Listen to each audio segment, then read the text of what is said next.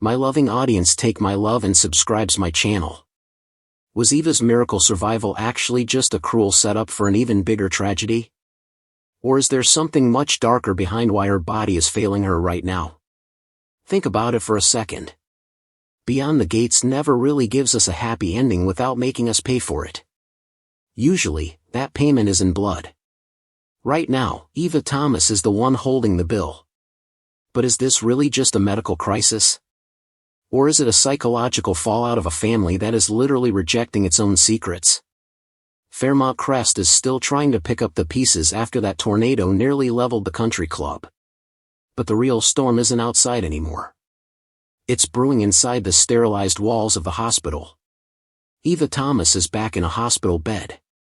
We all remember the high-stakes drama back in June. That's when Kat Richardson, even though she hated every second of it, donated part of her liver to save the sister she didn't even want to know. In my opinion, that wasn't an act of love. It was more like a transaction of guilt. And the funny thing about those kinds of transactions? They usually have a very short shelf life in soap operas. This hospitalization is happening now because the truce between the Richardsons and the Thomas women was built on a foundation of sand. The show is using this health scare to force a reckoning between Ted's new life and Leslie's old games. It's like a classic narrative reset. By putting Eva's life in danger again, the writers are testing if the changed Leslie we saw during the first transplant was actually real. Or was it just another performance? We're starting the week of August 3rd with a terrifying question. Is Eva's liver actually rejecting? This isn't just a plot device. It's a callback to the karma Leslie spoke about months ago. Leslie thinks her sins are being visited upon her daughter. Well, think about it. That's a massive ego trip, isn't it? She views a medical emergency as a personal spiritual battle where she's the lead character. That kind of narcissism is exactly what triggers Ted. Internally, Eva must feel like a walking ghost. She survived a tornado and a transplant, only to be hit with terrible news on Wednesday, August 5th. Can you imagine the exhaustion? She's fighting for a life that half her family wishes she didn't have. She's carrying the weight of being the other daughter. Honestly, that emotional stress might be exactly why her body is showing signs of rejection. She isn't just fighting a medical condition. She's fighting the whole atmosphere of Fairmont Crest. I want to look at this hospitalization in a different way. Let's call it a paternity hangover. The physical pain Eva felt earlier this week isn't just a symptom. It's a metaphor for the fact that she doesn't fit in Ted's world yet. The liver is an organ that can grow back, but trust? Trust doesn't work that way. The show is doing a great job showing us that you can transplant an organ, but you can't transplant a sense of belonging. I'm going to be blunt here. I think Leslie is secretly relieved that Eva is sick again. Does that sound harsh? Maybe it does. But look at her history. Leslie thrives when things are falling apart. When Eva is healthy, Leslie is just someone people avoid in Fairmont Crest. But when Eva is dying, then Leslie gets to be the grieving mother. She gets to demand all of Ted's attention. I really disagree with anyone who thinks Leslie has found a moral compass. I think she's just found a more sympathetic role to play. From a psychological standpoint, this is a battle of control versus chaos. Ted uses his status and his medical connections to try and fix things. His ego is tied to being a savior. He needs Eva to live so he can prove he's a good father. It's like he's trying to make up for the 20 years he missed in one go. Leslie, on the other hand, uses Eva's illness as a tool for emotional blackmail. She's essentially holding Eva's health over Ted's head. She's forcing him to engage with her when he'd much rather be with Shanice. As we move into Wednesday, August 5th, the tension just snaps. Eva receives terrible news and devastating information. This isn't just a minor setback. This is the kind of news that changes everything. The writers are likely bringing in a complication that makes the first transplant look easy. If the liver is failing, who is left to save her? Kat has already given what she can. This is a pressure cooker designed to blow up the peace between the Richardsons and the Duprees. Ted's reaction to this news is going to be pure terror. He finally has a relationship with Eva. Now he's being told it might have an expiration date. He's already told Andre that his feelings for Shanice are strong. But how can he focus on a new romance when his daughter is fading away? He's torn between his future and his past. That guilt is going to eat him alive. Think of this terrible news as the ultimate test for Kat. She already made a life-altering decision to save Eva once. If the news on Wednesday means more is needed, what happens then? The show is asking us a big question. How much is one life worth? Is Kat obligated to keep saving a sister she never asked for? It's a brilliant dilemma. It moves the story from a medical drama to a psychological thriller. I honestly think the Duprees are going to turn on Kat if she doesn't step up again. It's incredibly unfair, but that's just how this family works. They see Kat as the spare part again, just like she was afraid of. I hate that they are doing this to her. But for the drama? It's perfect. It makes the Richardsons look like the villains in Kat's story, even while they try to be heroes in Eva's. This news triggers Eva's fear of being abandoned. If her body is failing, she probably feels like she's failing Ted. She's so desperate to hold on to her father. This medical crisis makes her feel like a burden instead of a daughter.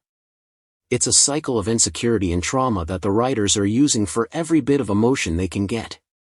On Thursday, August 6th, the explosion finally happens. Leslie and Ted battle and collide over Eva. This is the fight we've been waiting for since the tornado hit. It's happening because Ted has finally had enough of Leslie's Jessica Rabbit act. He's tired of her always interrupting his time with Eva.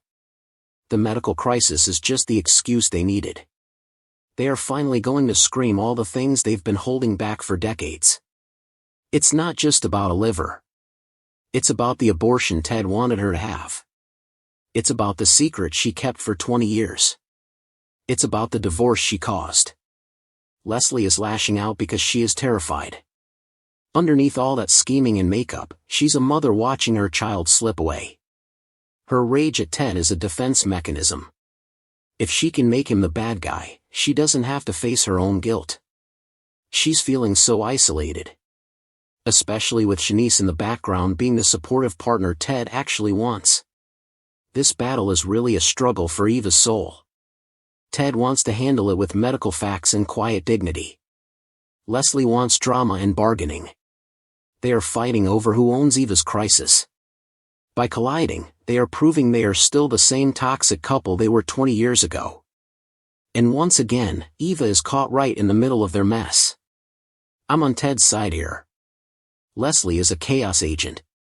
Every time she helps, things just get worse. I agree with Ted when he says she lacks subtlety. She's using this crisis to try and pull Ted back to her. It's kind of gross. I really hope Ted stands his ground. I hope he doesn't let her manipulate him into another bargain with God that involves him leaving Shanice. This is a classic case of projected guilt. Both parents feel responsible for what's happening to Eva. Ted feels guilty for not being there. Leslie feels guilty for her lies. They are fighting because they can't handle their own shame. It's easier to scream at each other than it is to look at their daughter and admit they both failed her. By Friday, August 7th, the dust has settled a bit, but the damage is done. Ted is seen comforting a distressed and distraught Eva. Eva is distraught for more than just health reasons. She's seen her parents fight over her. She realizes she is the source of all the friction in Ted's life. On top of that, Hayley is getting what she wants by the end of the week. That suggests the outside threats are only getting stronger while the family is distracted by Eva. Eva is feeling completely alone. Even with Ted there comforting her, she knows she's the reason his relationship with Kat is broken. She's the reason things are tense with Shanice. She is the physical reminder of a secret that should have stayed buried. That realization has to be more painful than any symptom she's feeling. Ted comforting Eva is a big deal. It shows us where his priorities are. He is choosing the daughter he just found over the peace he's worked so hard for. This moment is actually a bit of a cliffhanger. It shows us that Ted is fully committed to Eva. And that means the war with Leslie is only going to get bloodier. I think Eva needs to get away from both of them. They are suffocating her with their drama. While I like that Ted is trying to be a dad, he's doing it in a way that pushes everyone else away. That's just a recipe for more heartbreak. I don't think family coming together is always a good thing. In this case, it feels like a recipe for a total meltdown. Ted is definitely overcompensating. He missed 20 years, so he's trying to do all that parenting in 5 minutes. It's a reaction to how he used to feel when he didn't want anything to do with her. Eva is experiencing what psychologists call learned helplessness. She's sick, her parents are fighting, and she feels like she has no say in her own life or her own body. This week isn't just about one hospital stay. It's about a permanent shift in how things work in Fairmont Crest. If Eva's condition is as bad as it sounds, we are looking at a long-term medical story that will affect everything else. I'm predicting that Kat will flat out refuse to save Eva a second time. The spoilers already say she's busy spying on Randy and focused on other things. She has moved on. She won't let herself be used as a spare part again. Is Kat truly done helping Eva, or will she reconsider? Did Kat Richardson just sign a lifelong contract with a sister she never wanted? Or is she about to tear up the fine print in the most brutal way possible? We've all seen the medical miracles in Fairmont Crest. But there's a much darker question lurking under the surface of Eva Thomas's latest health crisis. Was Kat's liver donation a one-time gift? Or did it turn her into a permanent biological ATM for a family that's been robbing her of her identity for years? If you think Kat is just going to step up again because that's what sisters do, you haven't been paying attention to the simmering resentment that's about to boil over. Is Kat truly done helping Eva? Or is she just one emotional manipulation away from losing herself entirely? Let's set the stage, because the sterilized walls of Garland Memorial are practically vibrating with tension right now. Back in June, we watched the impossible happen. Kat Richardson, the woman who felt completely erased by the revelation of her father's secret family, laid down on an operating table. She gave up part of her own body to save Eva Thomas. It was a high-stakes, life-or-death surgery that the Duprees and Richardsons treated like a mandatory family reunion. But here's the thing. Medical recoveries in soaps are rarely just about healing. They're about the narrative debt that follows. Eva had a brief moment of abdominal pain recently. While it was just a few seconds on screen, it was enough to raise a massive red flag for a potential liver rejection. This setup is a calculated move by the writers to test the shelf life of forced compassion. Kat didn't donate because she found a long-lost sisterly bond. She donated because her father, Ted, begged her to. In my view, this wasn't a choice. It was more like a psychological ambush. By bringing Eva back to the hospital now, the show is forcing us to confront a hard truth. Biology doesn't fix biography. The terrible news Eva is slated to receive on Wednesday, August 5th, is the catalyst. It's designed to see if Kat's earlier miracle was actually just a temporary band-aid on a wound that's starting to fester. Why is Kat acting so detached while her sister is potentially facing rejection? Look at the spoilers for the week of August 3rd, Kat isn't sitting by a hospital bed. She's going full Nancy Drew and spying on Randy without him knowing. This is a classic avoidance maneuver. Kat is experiencing compassion fatigue on a cellular level. She's given her liver, her blood, and her peace of mind. And yet the universe, and her family, is asking for more. She's acting this way because she needs to be something other than the donor. By focusing on Randy's suspicious behavior, she is reclaiming her agency. She's choosing a mystery she can solve over a medical crisis she's already sacrificed too much for. Internally, Kat is feeling an incredible sense of identity erasure. When she looks in the mirror, she doesn't just see Kat. She sees a spare part. That's the exact phrase used in the sources to describe her fear, and it's heartbreaking. She feels like her value in the Richardson family has been reduced to her blood type. Imagine the weight of knowing that your father's love feels like it's conditional. It feels like it depends on your willingness to keep his secret daughter alive. There's a hidden layer of grief here. She's grieving the relationship she used to have with Ted before Eva existed. That was a time when she was enough just by being herself. I want to look at Kat's current spying on Randy in a different way. It looks like a desperate search for a different kind of truth. We often see characters in Beyond the Gates lie to protect themselves. But Kat is searching for a truth that has nothing to do with her DNA. The funny thing is, her refusal to share her transplant story on the Chelsea Cat socials was her final boundary. She was basically saying she'd give her organ, but she won't give her story. This isn't just a medical plot. It's a story about a woman fighting to keep her soul from being colonized by her half-sister's endless needs. I'm going to be completely honest here. I think Kat should be done. I disagree with anyone who says she's obligated to save Eva a second time. In the real world, and especially in Fairmont Crest, you cannot set yourself on fire to keep someone else warm. That's true even if they share your father's eyes. Leslie's promises to change during the first crisis lasted about as long as a summer breeze. If Kat helps again, she isn't being a hero. She's being a martyr for a mother-daughter duo that doesn't really respect her. Kat has done enough. It's time Ted realized that his guilt shouldn't be her burden. Psychologically, Kat is dealing with a massive resentment cycle. Every time Eva has a twinge of pain, Kat's body probably has a sympathetic reaction of pure panic and anger. This is a defense mechanism. By detaching and focusing on Randy, she is trying to protect her ego from further damage. Ted, on the other hand, is practicing projection. He feels guilty for the 20 years he missed.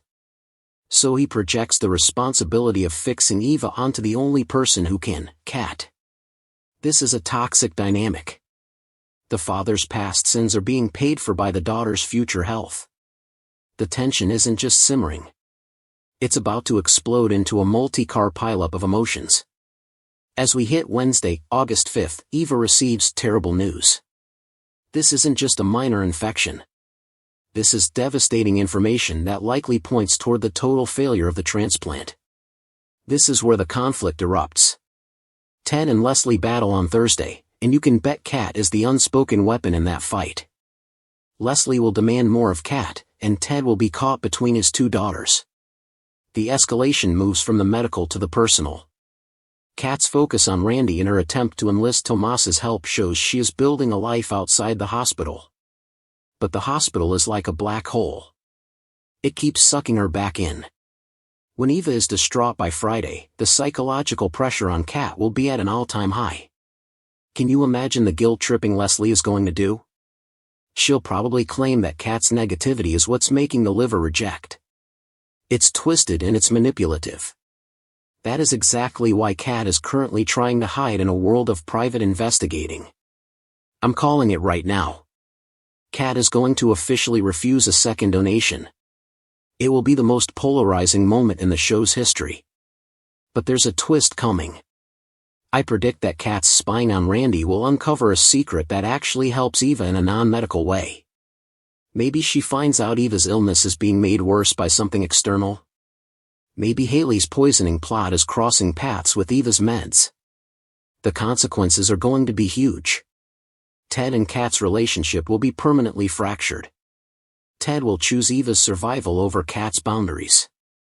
This will lead Kat to finally move out and align herself with people who actually value her as a person. Leslie, meanwhile, will use Kat's refusal to paint her as a monster in Fairmont Crest. This will effectively turn the community against the Richardsons. This isn't just about a liver. It's about the total collapse of the Richardson family unit as we know it. So, I have to ask you guys something. Do you think Kat has a moral obligation to save Eva again? Or has she already paid her dues to a sister she never asked for?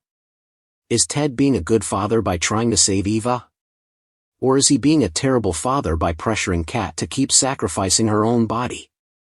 This is going to lead to a total breakdown between Ted and Kat.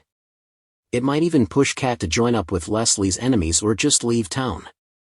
Also, I think Leslie will use Eva's terrible news to try and move into Ted's house. She'll say it's for co-parenting, but it'll really be about ending his relationship with Shanice. The consequence?